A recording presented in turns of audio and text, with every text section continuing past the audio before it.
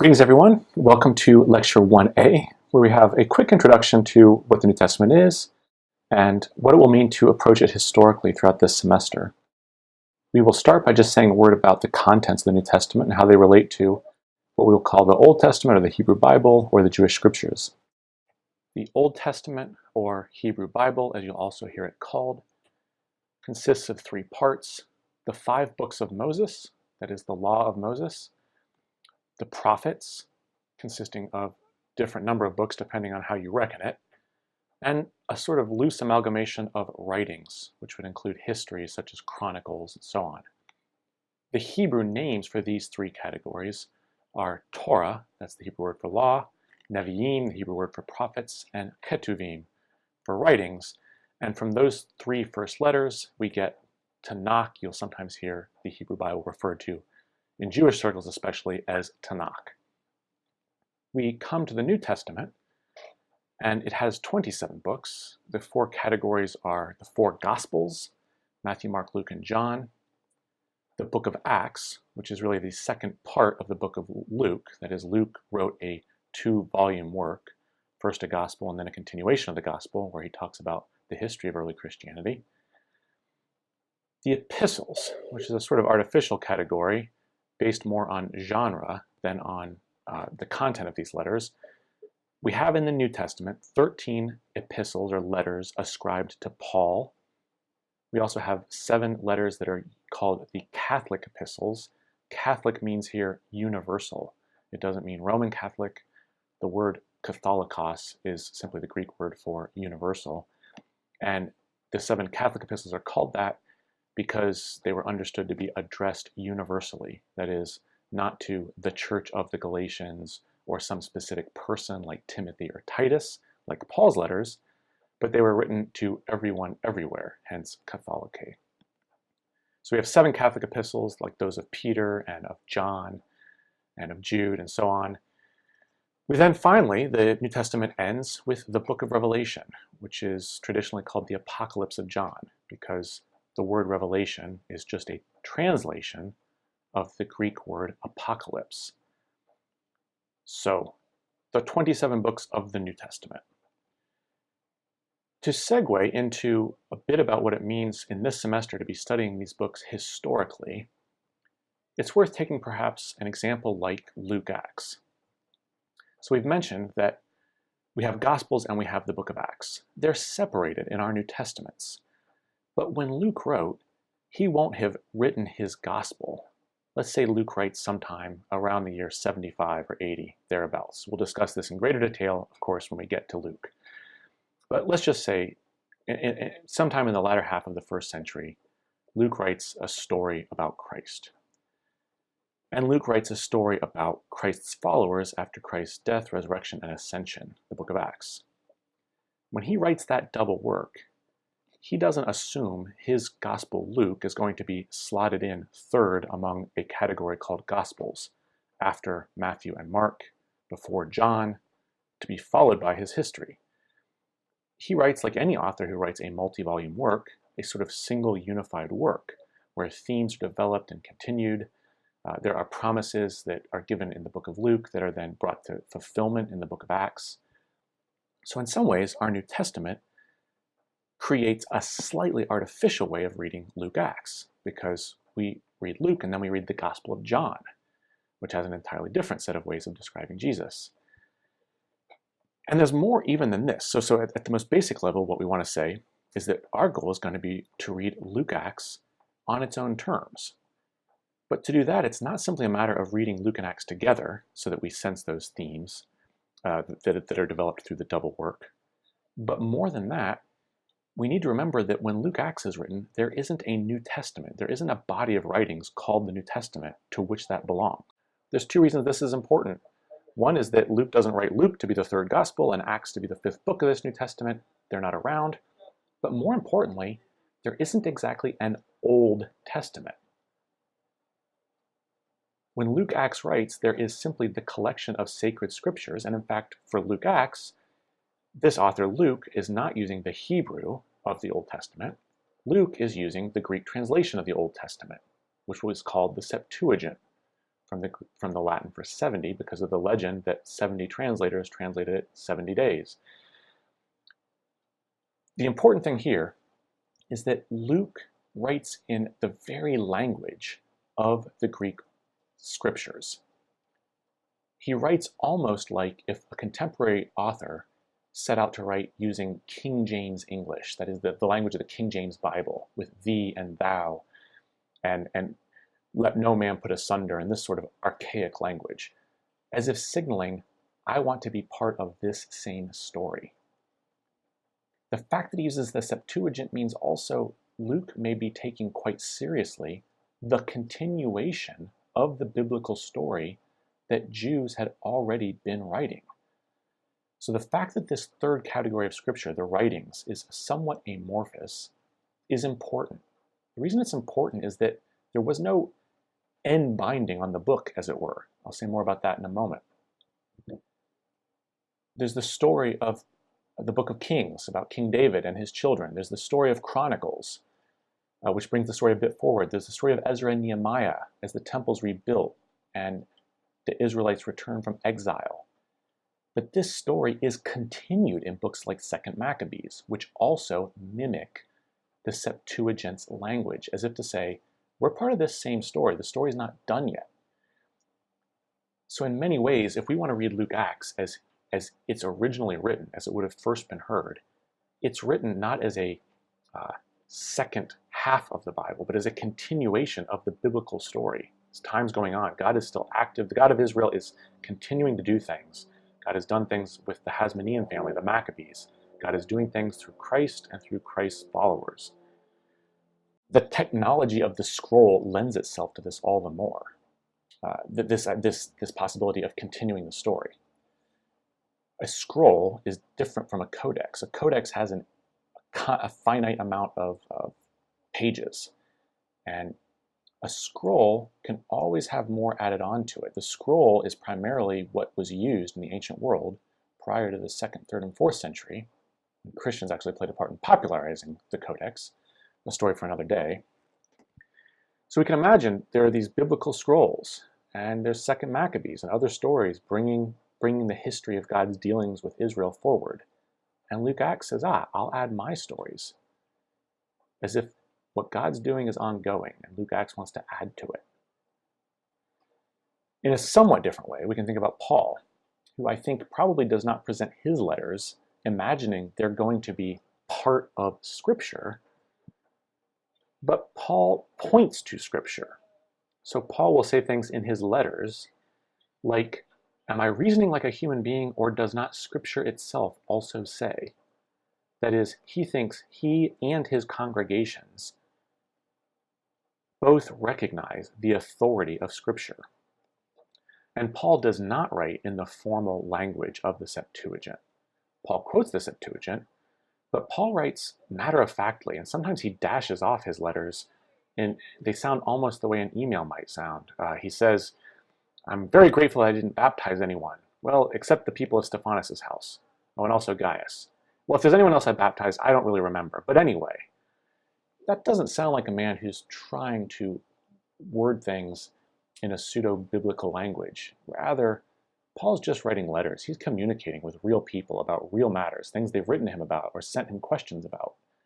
He's pointing to Scripture. So when we want to hear Paul's letters in their original context, we want to remember he can't appeal to written Gospels. They don't exist yet.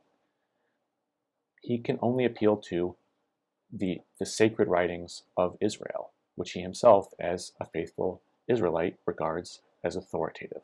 I want to say a brief word here about taking an historical approach to Scripture.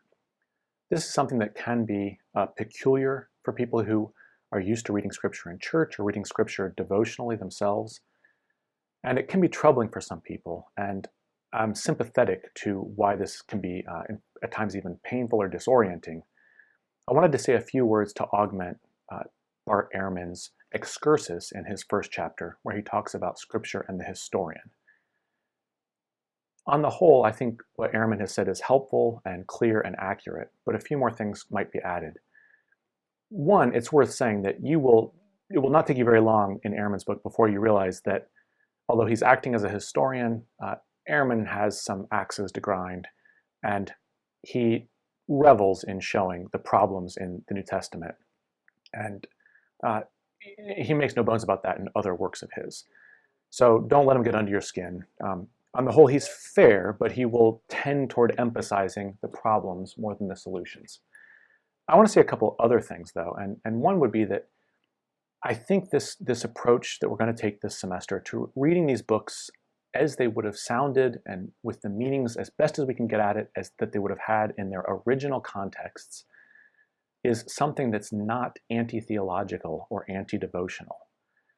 And we can illustrate this in a few ways, perhaps best by just looking at a couple passages or issues and contrasting what an historical approach will be versus what some of you will be more familiar with. And I realize for some of you, this may not be an issue at all, but I just want to say a word.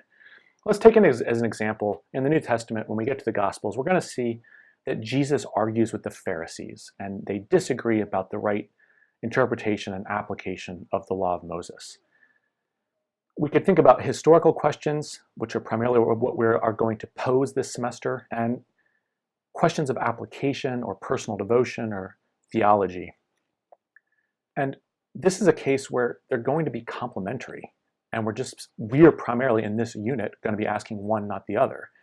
So historical questions would be things such as, what was Jewish law like in the first century? How was it like and unlike the laws of other peoples? How did Jews themselves feel about their own law? Did they find it difficult and burdensome? Were they proud of it? Did they love it? Etc., etc.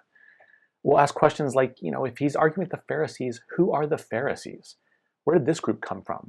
What are they all about? And how do they compare to other groups? For instance, as we'll see in lectures in week 2, the Pharisees are actually viewed as lenient on the questions of the law by the Essenes. So the Pharisees are sort of the easygoing interpreters, and yet Jesus calls them the fussy and strict interpreters.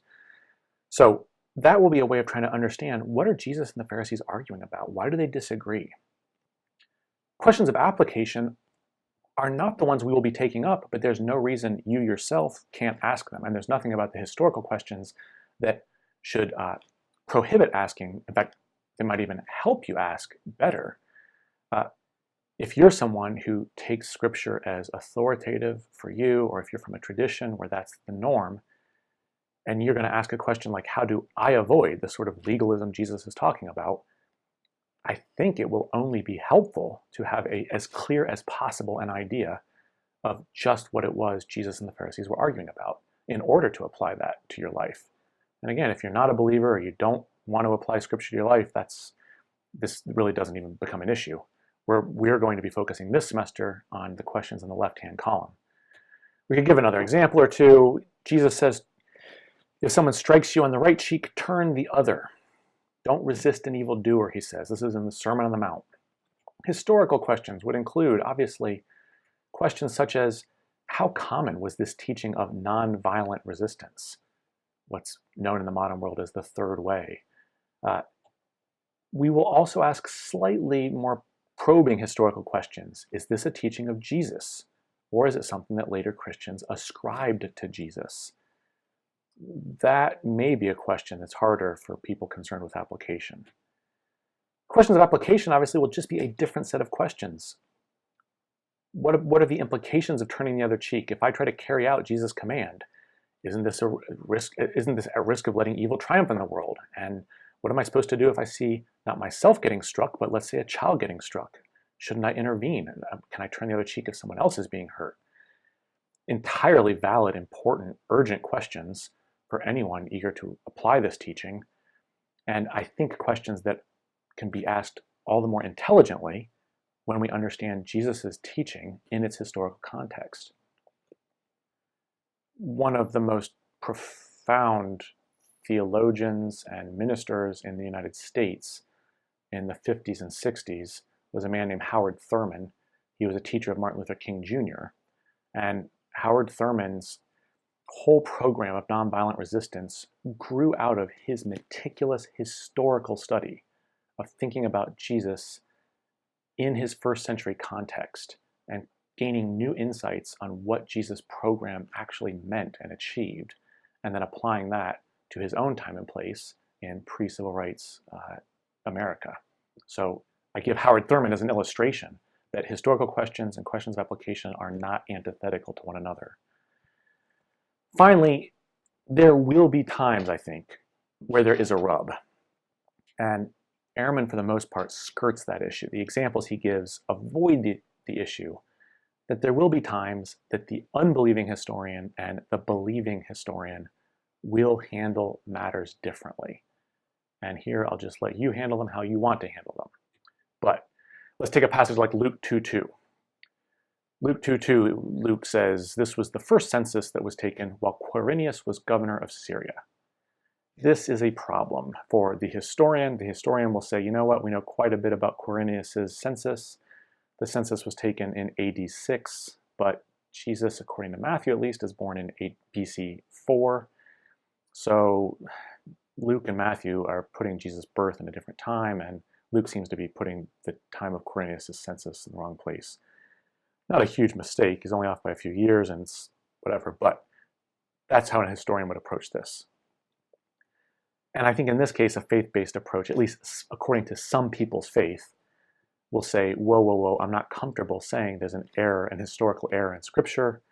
And there's a variety of ways people of faith will handle what look like errors in Scripture. They'll say, oh, we should give Scripture the benefit of the doubt. Maybe there was another census we don't know about or something. They'll say, another approach will sometimes just be to say that perhaps these sorts of details, like the date, aren't really critical to the inspired message. Again, we're not primarily concerned with the right-hand column in this unit, but that's not to say they aren't important questions. And I give this third example only to say that there will at times be a rub, and you may at times feel like, this is challenging. And if so, just speak up, give your opinion, and we'll try to handle it in the most sensitive and fair manner we can.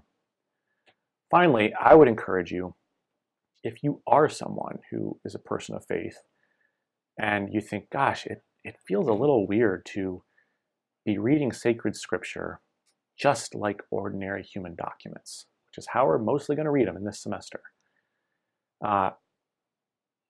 In my opinion, this oughtn't be a problem. And I would give as an illustration Orthodox Christian thinking about the person of Jesus Christ. Christ is fully human and fully divine, according to Chalcedonian Christology. And if someone were to come along and say, I've looked at the person of Jesus, he is merely a human being, the right Christian response would not be at that point to say, oh, in order for him to be divine, I need to somehow deny that he's human. Rather, you'd say, well, he is human and divine, and Christ's divinity has nothing to do with any lack of humanity. Christ really is a human being. And I think we could say the same thing, perhaps even a little more so, more obviously about Scripture. Paul really is just writing letters at one level. And he writes them as normal letters with most of the normal conventions of first century letters. On the other hand, there's nothing about them being 100% human letters that prevents them from being 100% inspired divine words.